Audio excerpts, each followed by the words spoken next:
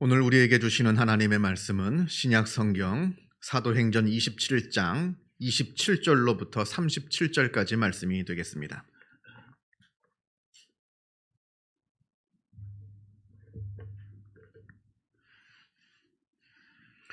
신약 성경 236면에 있습니다.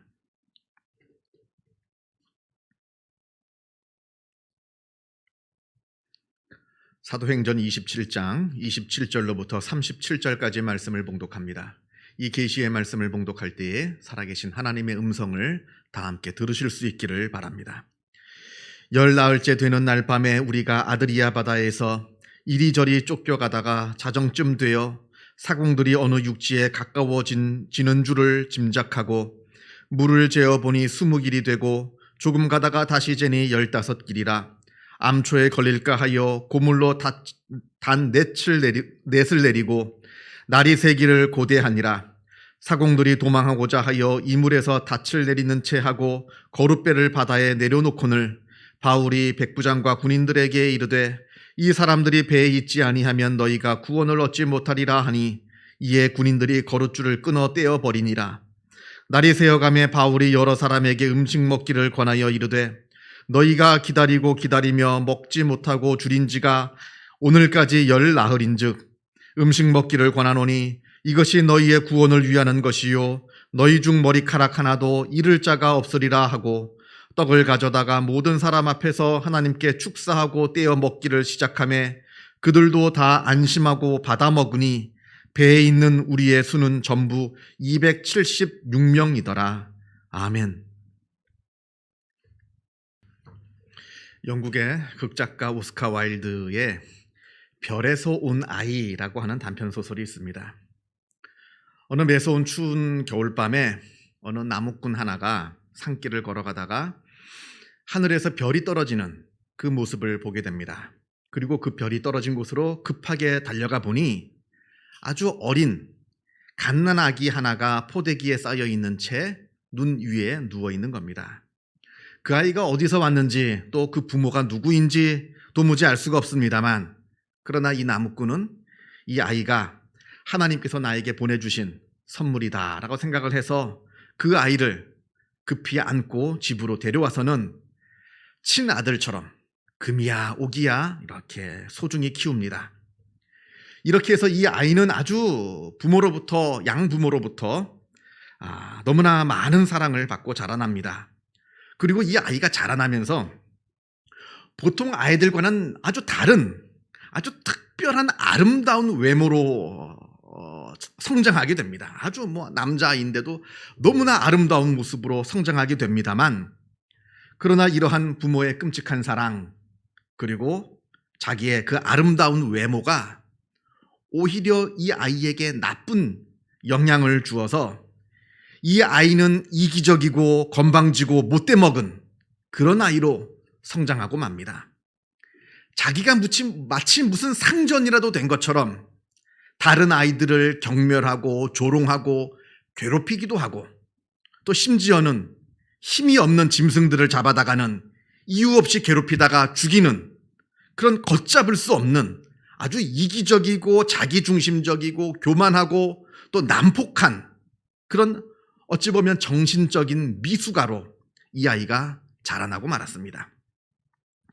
그러던 어느 날 이 아이의 친어머니가 진짜 자기 어머니가 찾아옵니다.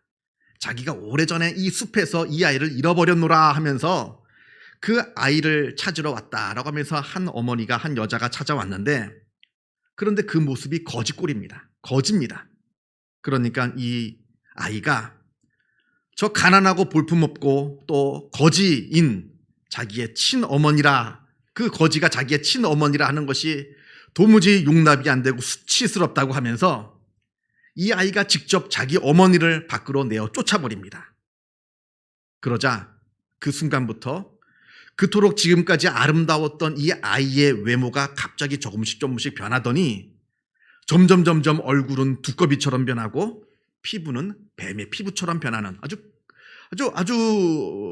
추한 모습으로 이 아이가 변해버리고 말았습니다. 그제서야 이 아이가 자기의 잘못을 깨닫습니다. 내가 내 어머니에게 잘못을 저지른 줄 알고는 그 자기의 친어머니를 찾아 진심으로 용서를 구하고자 이 어머니를 찾기 위해 먼 길을 떠나 나서게 됩니다. 그러던 중에 산에서 덫에 걸려 고통당하고 있는 산토끼를 발견합니다. 전에 같았으면 가만히 있는 짐승도 잡아가지고 괴롭히다가 죽이는 이 못된 아이가 이제는 그 덫에 걸린 토끼를 불쌍히 여겨서 그 토끼를 풀어줍니다. 또 길을 가는데 어느 배고픈 거지를 만나게 됩니다. 전에 같았으면 거지를 조롱하고 경멸했을 텐데 이제는 자기에게 단 하나밖에 없는 그 소중한 금화 한 잎을 아낌없이 그 거지에게 내어줍니다. 그러다가 우연히 아주 크고 화려한 도시를 지나가게 되는데 그때 거기서 자기가 얼마 전에 도와주었던 그 거지를 만나게 됩니다. 그리고 그 옆에는 자기가 그렇게 찾았던, 자기가 내쫓았던 자기의 친어머니가 여전히 거지꼴로 그 옆에 나란히 서 있는 겁니다. 그런데 그렇게 거지인 줄만 알았던 그 남자와 자기 어머니가 사실은 그 나라의 왕과 왕비였습니다. 오래전에 잃어버린 아들을 찾겠다고 일부러 거지의 모습을 하고 그 집에 갔었다 하는 사실을 알게 되는 겁니다. 여러분, 이 이야기는 마치 어린 아이들이나 읽게 되는 그런 아주 유치한 동화 같습니다만, 그러나 이 이야기 안에는 아주 중요한 교훈이 들어 있습니다. 우리는 이기적인 삶 속에서 우리의 행복을 찾으려 합니다. 다른 사람을 사랑하기보다는 다른 사람에게 사랑을 받고, 다른 사람을 섬기기보다는 다른 사람에게 섬김을 받고, 또 세상의 모든 일들이 나를 중심으로 돌아가게 될 때, 그때 나는 비로소 행복하게 될 것이다, 이렇게 생각합니다만, 그러나 그러면 그러할수록 우리는 불행해지고 만다는 사실을 잊지 말아야 합니다. 마치 별에서 온 아이처럼 남들에게 사랑만 받고 남들보다 높아지려고 하고 세상의 모든 일들이 자기 중심으로 돌아가기를 바라는 그러한 삶을 살면 살수록 자기가 흉측하게 변하는, 자기 자신을 발견하는 그러한 불행한 삶을 살 수밖에 없습니다.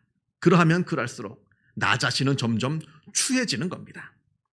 그러나 그와는 반대로 사랑받기보다는 내가 먼저 사랑을 베풀고, 높아지기보다는 내가 겸손히 낮아지고, 자기 중심적인 삶을 사는 것이 아니라 다른 사람을 위해서 헌신하는 삶을 살아갈 때 우리는 거기서 진정한 행복을 발견하게 됩니다.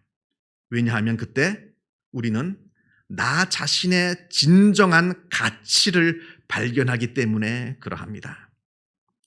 그러한 삶을 살 때 내 안에 들어있는 너무나 아름답고 너무나 고귀한 그 소중한 자기 자신의 가치를 발견할 수 있기 때문에 그러하게 된다는 겁니다. 마치 이 별에서 온 아이가 불쌍한 토끼를 구해주고 가난한 거지를 도와주면서 자기 자신을 내려놓았을 때, 그러한 사랑을 실천하면서 살았을 때, 그 이타적인 삶을 살았을 때 비로소 자기 신분이 왕자라고 하는 그 놀라운 자기의 정체성을, 자기의 가치를 발견한 것처럼 우리도 다른 사람을 사랑하며 섬기며 살아갈 때 나라고 하는 존재의 가치를 새롭게 발견하기 때문에 우리는 행복한 삶을 살게 된다 하는 겁니다.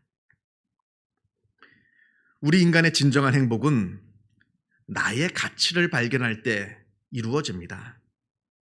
그리고 나라고 하는 사람의 가치는 무엇을 많이 가졌느냐, 무엇을 많이 누렸느냐, 얼마큼 높은 곳에 올라갔느냐에 나의 가치가 결정되는 것이 아니라 내가 어떠한 삶을 살았느냐, 무엇을 위해 살았느냐, 여기에 달려있다 하는 것을 우리가 잊지 말아야 합니다. 오늘 우리가 사도행전 27장 말씀을 보았는데요. 오늘 말씀은 사도 바울이 로마로 압송되어 가는 그 과정에서 일어난 사건을 보도합니다. 바울은 모두 3번의 선교 여행을 떠났습니다. 그리고 3번째 여행을 다 마치고 예루살렘으로 돌아옵니다. 그곳에서 사람들이 나를 죽이고자 하는 것을 알면서도 예루살렘으로 돌아옵니다. 예루살렘에 도착하자마자 당시 대제사장을 비롯한 유대 종교 지도자들이 바울을 고발해서 바울이 로마 총독에게 재판을 받게 됩니다. 이 당시에는 이스라엘이 로마의 지배를 받고 있었기 때문에 이스라엘 사람들이 사법권을 갖고 있지를 못했어요. 그래서 재판은 다 로마 총독이 하게 되었기 때문에 바울을 로마 총독에게 고발을 한 겁니다. 그래서 로마 총독에게 재판을 받는데, 그런데 이게 도대체 결론이 나질 않습니다. 왜냐하면 바울은 죄를 지은 적이 없거든요. 아무리 바울을 조사해도 바울에게는 죄가 없습니다. 그런데 저 유대 지도자들은 반드시 바울을 사형을 시켜야 한다고 주장을 하면서 지금 총독을 계속해서 정치적으로 압박을 합니다. 그러니까 결론이 나질 않습니다. 아무런 결론 없이 2년이라고 하는 시간이 지나가 버리고 말았습니다.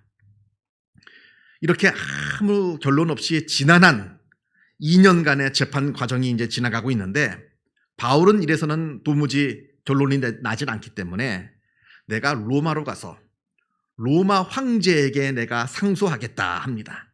왜냐하면 바울은 로마 시민권자이기 때문에 로마 황제에게 재판을 받을 권리가 있었습니다. 그래서 이제 바울을 배에 싣고 로마로 가고 있는 그 내용이 바로 오늘 우리가 읽은 사도행전 27장의 내용입니다. 그런데 배를 타고 로마로 가고 있는데 날씨가 심상치가 않습니다. 수시로 역풍을 만나가지고 좀처럼 배가 앞으로 나갈 수가 없습니다. 그러다 간신히 노력을 해서 크레타 섬 미항, 아름다울 미자를 써서 미항입니다. 그 미항에 도착을 합니다. 바울이 보기에는 앞으로 기상이 좋을 것 같지가 않습니다. 왜냐하면 이때가 지금 9월 말쯤 되거든요. 이때가 9월 말쯤 되는데 이때부터 지중해에는 수많은 풍랑이 일게 됩니다. 그러니까 앞으로 우리가 이 바다를 항해하는 게 쉽지가 않을 테니 이곳 미항이라고 하는 곳에서 겨울을 보내고 이제 봄이 되면 그때 우리가 로마로 갑시다, 이렇게 선장에게 권합니다만, 그런데 지금 이 바울은 일개 죄수입니다. 우리가 볼 때는 위대한 사도일지 몰라도 이 선장이 볼 때는 이 바울은 일개 죄수에 불과합니다. 이 큰 배가 앞으로 나아가느냐 머물러 있느냐, 이 중요한 내용을 요 일개 죄수의 말을 듣고 결정할 수는 없습니다. 그래서 바울의 이야기를 무시하고 이제 항해를 강행합니다. 강행하는데 그러다 결국 커다란 풍랑을 만나게 됩니다. 이 커다란 풍랑으로 이제 더 이상 배가 앞으로 나아가지 못할 뿐만 아니라 완전히 통제력을 잃었습니다. 너무나 바람이 심해서 돛을 펼 수가 없어요. 그래서 돛을 다 내리고 어떻게 되든 이 배가 떠내려가던 손쓸 방법이 없어서 그냥 가만히 내버려 두고 그냥 기다리고 마는 수밖에 없게 되었습니다. 이렇게 풍랑과 싸우며 버티다가 도무지 안 되겠는지 사공들이 배를 가볍게 하려고 배 안에 있는 짐들을 다 내다 버립니다. 그러나 그럼에도 불구하고 이 배가 아무 소망이 없습니다. 조금만 있으면 이제 배가 바닷속으로 침몰하게 될 지경에 놓였습니다. 침몰하는 건 이제 시간 문제지 이제는 아무런 소망이 없게 되는 그러한 상황이 되고 말았습니다. 자, 이때 일개 죄수에 불과한 바울이 그곳에 있는 모든 사람들을 위로합니다. 하나님께서 나를 로마로 보내셨다는 겁니다. 내가 로마로 가서 황제에게 재판을 받고 또 로마에게 복음을 전하기 위해서 하나님께서 나를 로마로 보내셨다는 겁니다. 그러니까 이 배가 깨어지면 깨어졌지 여기 있는 모든 사람들은 다 목숨을 부지할 수 있을 것이라, 다 죽지 않고 살아나게 될 것이라, 이렇게 바울이 그 모든 사람들을 위로합니다. 오늘 우리가 이제 본문이 길어서 다 읽지는 못했습니다만 오늘 본문보다 조금 앞에 있는 25절을 보면 바울이 선원들을 위로합니다. 그러므로 여러분이여 안심하라. 나는 내게 말씀하신 그대로 되리라고 하나님을 믿노라. 하나님이 나를 구원해 주실 것을, 여기 있는 사람들을 다 구원해 주실 것을 나는 믿노라. 26절, 그런즉 우리가 반드시 한 섬에 걸리리라. 우리가 한 섬에 도착하게 될 것이다. 위로하는 겁니다. 다 살게 될 것이다. 걱정하지 말아라. 지금 너무나 감당할 수 없는 풍랑 때문에 배가 뒤집히기 직전인데도 걱정하지 말아라. 다 살게 될 것이다. 이렇게 말씀합니다. 지금 이때 바울이 하는 이 말은 일개 죄수로서 하는 말이 아닙니다. 지금 이때는 이 위로의 말을 하는데 지금 이때는 하나님의 진리를 알고 있는 위대한 사도로서 그 선원들에게 위로의 말을 전하고 있는 겁니다. 여러분, 세상에서 우리 그리스도인의 권위는 사회적인 지위에 의해서 결정되는 게 아닙니다. 세상에서 높은 지위를 갖고 많은 것을 배우고 그래야 그리스도인들이 사회에서 존경받고 존중받는 것이 아니라 반대로 세상에서 낮은 지위를 갖고 있고 또 배운 것이 없다 하더라도 그리스도인은 사회에서 충분히 존경받고 존중받을 수 있게 되는 겁니다. 그 그리스도인의 권위는 어디서 나오는가? 그리스도인이 품고 있는 그 생각에서 나오는 겁니다. 그리고 그리스도인이 하는 그 말에서 나오는 겁니다. 그리고 그 그리스도인이 어떠한 섬김과 봉사를 하느냐에 따라서 그리스도인은 충분히 사회적인 지위에도 불구하고 세상에서 충분히 존경받고 사랑받을 수 있다 하는 것을 우리가 늘 기억해야 되는 겁니다. 지금 바울은 일개 죄수입니다. 아무도 그의 말을 그 전까지 들어주질 않았습니다. 그러나 바울이 하나님의 진리를 알아가지고 그 절망에 빠진 사람들을 위로하고 있는 겁니다. 이제 이 배 안에서 리더는 더 이상 선장이 아닙니다. 지금 이 순간부터 이 배의 리더는 일개 죄수에 불과했던 사도 바울이 지금부터는 이 배의 리더가 되었습니다. 사람들이 사도 바울의 이야기에 위로를 얻고 사도 바울의 이야기에 지금부터 귀를 기울이기 시작하는 겁니다. 오늘 본문 27절, 오늘 본문 말씀입니다. 27절을 보면 열 나흘째라 합니다. 벌써 열 나흘째입니다. 풍랑을 만나서 사투를 벌인 지가 지금 열 나흘째입니다. 바울의 말대로 배가 막 떠내려가다가 이게 점점 육지에 가까워지고 있습니다. 그러자 마음이 급한 사공들이 자기만 살겠다고 배를 버리고 거룻배를 내려서 그 배를 타고 먼저 빠져나가겠다 합니다. 거룻배라고 하는 것은 쉬운 말로 얘기하면 구명선입니다. 구명선. 큰 배에 달려있는 조그만 배. 그 배를 내려가지고 그 배를 타고 도망을 가려 하니까 바울이 이제 명령합니다. 이제 죄수가 그 전까지만 해도 이 일개 죄수에 불과했던 이 바울이 군인 백부장에게 명령을 합니다. 저들이 도망을 가면 우리는 다 죽습니다. 도망가지 못하게 하시오 했더니 그 군인들이 가서 그 거룻배의 줄을 끊어버리고 그 사공들이 도망가지 못하게 합니다. 그리고 바울이 거기에 있는 모든 그 배에 있는 선원들을 위로하면서 먹기를 권합니다. 이제 먹으라. 아무것도 먹지 못한 지가 열 나흘이니까 이젠 먹으라 말을 합니다. 너희 중 머리카락 하나도 잃을 자가 없으리라. 이렇게 위로를 합니다.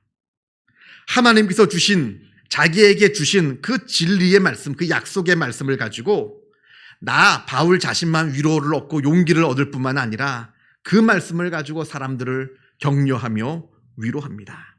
그러면서 바울이 그 떡을 가지고 하나님께 기도하고 그 떡을 나눠주니 그제서야 그들도 안심하고 그 떡을 먹기 시작합니다.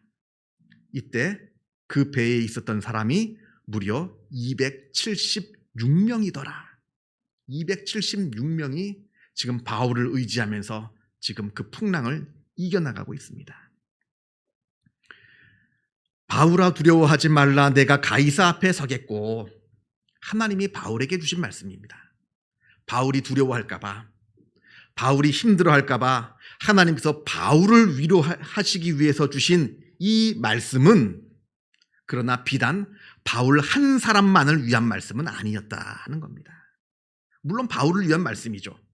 바울을 위로하기 위해서 주신 말씀이긴 합니다만 그러나 바울은 자기가 받은 그 은혜의 말씀을 가지고 자기만 위로를 얻는 것이 아니라 그 배에 있는 276명을 살리기 위해서 그 말씀으로 그들을 위로하고 그들에게 용기를 주었다라고 하는 것이 아주 중요한 이 말씀의 포인트입니다. 바울에게 주신 그 하나님의 은혜는 바울만의 것이 아니었습니다. 이것은 그 배에 있는 모든 사람들에게 주시기 위해 하나님께서 바울에게 주신 은혜이지 바울만을 위한 은혜가 아니었다는 겁니다. 우리가 창세기 12장, 아주 우리가 너무나 잘 아는 유명한 말씀이 나옵니다. 창세기 12장을 보면 하나님께서 아브라함을 부르시는 장면이 나오는데, 이때 하나님께서 아브라함에게 복을 주시겠다 약속을 하십니다. 너를 통해서 큰 민족을 내가 이루게 해주겠다. 내가 너의 이름을 창대하게 해주겠다. 그리고 너를 축복하는 자를 내가 축복하고 너를 저주하는 자에게 내가 저주하겠다. 아주 엄청난 복입니다. 누가 감히 이제 아브라함을 저주하겠어요? 누가 이제 감히 아브라함을 대적하겠어요?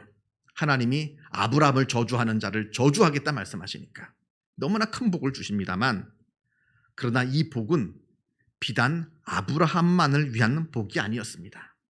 하나님께서 이 복을 주실 때 너는 복이 될지라, 너는 복을 받을 것이다, 너는 복되게 살 것이다가 아닙니다. 너는 복이 될지라. 물론 아브라함이 복을 받죠. 아브라함이 먼저 복을 받습니다만, 그러나 이 복은 아브라함 한 사람만을 위한 복이 아니라는 겁니다. 이 복은 아브라함을 만나는 사람들이 받게 되는 복입니다. 물론 아브라함이 먼저 누리게 됩니다만 그 복이 아브라함을 통해서 전달되는 겁니다. 그러니까 아브라함을 만나는 사람은 복을 만나는 겁니다. 그러니까 아브라함은 복의 통로가 되는 것이고 복의 근원이 되는 것입니다. 지금 이 말씀을 주시는 겁니다. 그런 의미에서 아브라함이 복이 되는 것이고 아브라함이 복의 통로가 되는 것이고 아브라함이 복의 근원이 되는 겁니다. 이게 얼마나 귀한 은혜입니까?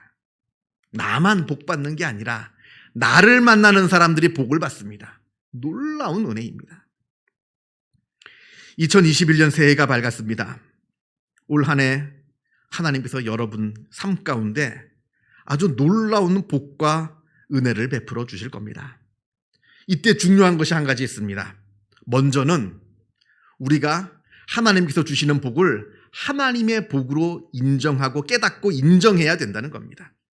하나님은 우리에게 엄청난 복을 내려주시는데 우리가 미련하고 교만하여서 그 복이 하나님의 복인 줄 모릅니다. 그래서는 우리 마음 가운데 기쁨과 행복이 찾아올 수가 없습니다. 하나님께서 복을 주실 때, 이 복은 하나님께서 나에게 주시는 하나님의 복이구나 하는 것을 깨달을 수 있는 지혜와 겸손함이 필요하다. 그래야 우리 마음에 행복과 기쁨이 충만하게 될 것이다 하는 이 첫 번째 것을 기억하시고, 둘째는 그 복은 나만을 위한 복이 아니라 하는 것을 잊지 마시기 바랍니다. 재물의 복을 하나님께서 부어주셨다면 그 재물은 나만을 위해서 사용하라 하는 복이 아닙니다. 물론 나에게 주신 복이기 때문에 내가 사용을 하죠. 그러나 동시에 그 복은 하나님께서 섬기라 하면서 주시는 재물의 복입니다. 나에게 올 한 해 건강의 복을 주신다고 한다면 그 건강 물론 나에게 주시는 복이죠. 그러나 그 건강은 나만을 위해서 사용하라 해서 주시는 복이 아니라 그 건강을 가지고 하나님께서 기뻐하시는 일에 사용하라고 주신 복이라는 겁니다.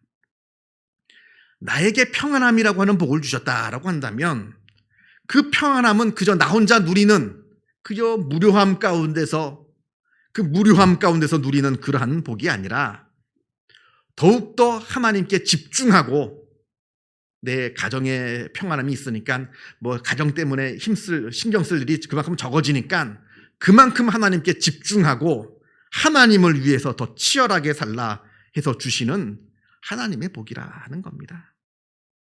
그러할 때 우리 마음에 기쁨이 충만해질 겁니다. 그러할 때 우리의 삶 가운데 행복함이 아주 차고 넘칠 겁니다. 왜냐하면 그러한 삶을 살 때 내가 나라고 하는 존재의 의미를 깨닫게 되기 때문에 그러합니다. 그러한 삶을 살 때 나라고 하는 존재의 가치를 우리가 발견할 수 있기 때문에 그러합니다.